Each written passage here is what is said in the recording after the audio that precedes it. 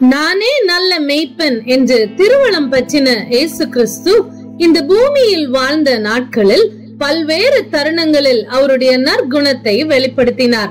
குறிப்பாக நல்ல மேய்ப்பன் உவமையை அவர் பேசும் பொழுது யோவான் 10வது அதிகாரத்திலே நாம் காணும் பொழுது 11வது வசனத்தில் இருந்து 15வது வசனம் வரையிலும் பார்க்கும் பொழுது நல்ல மேய்ப்பன் ஆடுகளுக்காக ஜீவனை கொடுக்கிறான் என்று அவர் குறிப்பிடுகிறார்.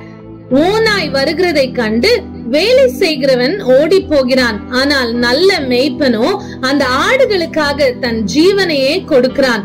நானே நல்ல மேய்ப்பன், நான் என்னுடையவைகளை அறிந்தும் ஆடுகளுக்காக என் ஜீவனையும் கொடுக்கிறேன் என்று அவர் மறுபடியுமாய் குறிப்பிடுகிறார். அதே யோவான் 10வது அதிகாரம் 32வது வசனத்திலே நான் என் பிதாவினாலே அநேக நற்கிரியைகளை உங்களுக்கு காண்பித்தேன் என்று இயேசு குறிப்பிடுகிறார். இப்படியாக இயேசு அவருக்கு கிடைத்த எல்லா சந்தர்ப்ப சூழ்நிலைகளிலும் தன்னுடைய நற்குணத்தை தன்னுடைய நற்கிரியைகளின் மூலமாய் வெளிப்படுத்தினார் என்று வேதத்தின் மூலம் நாம் அறிந்து கொள்ளலாம்.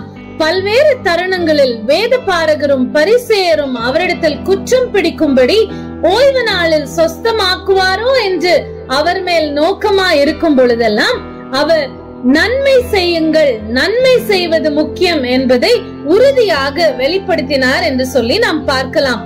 அநேகம் தரம் வேதத்திலே நன்மை செய்யுங்கள் என்பதை அவர் வெளிப்படுத்தினார். அது மாத்திரமல்ல, மத்தேயு 12வது அதிகாரம் 35வது வசனத்திலே அவர் இவ்விதமாய் கூறினார், நல்ல மனுஷன் இருதயமாகிய நல்ல பொக்கிஷத்திலிருந்து நல்லவைகளை எடுத்து காட்டுகிறான் என்று. நல்ல மனுஷனாய் இருக்கிற ஒருவன் இருதயமாகிய நல்ல பொக்கிஷத்திலிருந்து நல்லவைகளை தான் எடுத்து காட்டுவான். நாம் நல்ல மனுஷனாய் இருக்க வேண்டும் என்பதற்கு அடையாளம் நம்முடைய நற்குணமே. இந்த லெந்து காலத்திலே இயேசு கிறிஸ்துவின் வாழ்க்கையின் பல்வேறு அம்சங்களை தியானிக்கிற நாம் அவருடைய நற்குணத்தை நாமும் தரித்துக் கொள்வோம். நம்மளுடைய இருதயத்திலிருந்து நல்ல பொக்கிஷத்தையே நாம் எடுத்து காட்டுவோம். மலை பிரசங்கத்தின் போதும் இயேசு கிறிஸ்து மத்தேயு 5:16 இவ்விதமாய் கூறினார், இவ்விதமாய் மனுஷர் உங்கள் நற்கிரியைகளை கண்டு பரலோகத்தில் இருக்கிற உங்கள் பிதாவை மகிமைப்படுத்தும்படி உங்கள் வெளிச்சம் அவர்கள் முன்பாக பிரகாசிக்க கடவது. ஆம், மனுஷர் நம்முடைய நற்கிரியைகளை கண்டு பரலோகத்தில் இருக்கிற நம்முடைய பிதாவை மகிமைப்படுத்தட்டும். அப்படி செய்யும் பொழுதுதான் நாம் வெளிச்சத்தின் பிள்ளைகளாக வாழ முடியும். அப்படி நம்முடைய நற்குணம் நம்முடைய நற்கிரியைகளாக வெளிப்படும் பொழுதுதான் நம்முடைய வாழ்க்கை அர்த்தமுள்ளதாக இருக்கும்.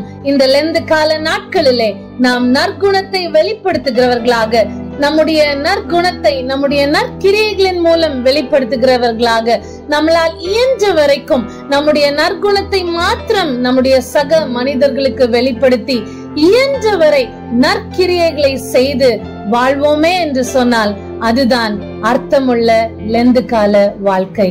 ஆமென்.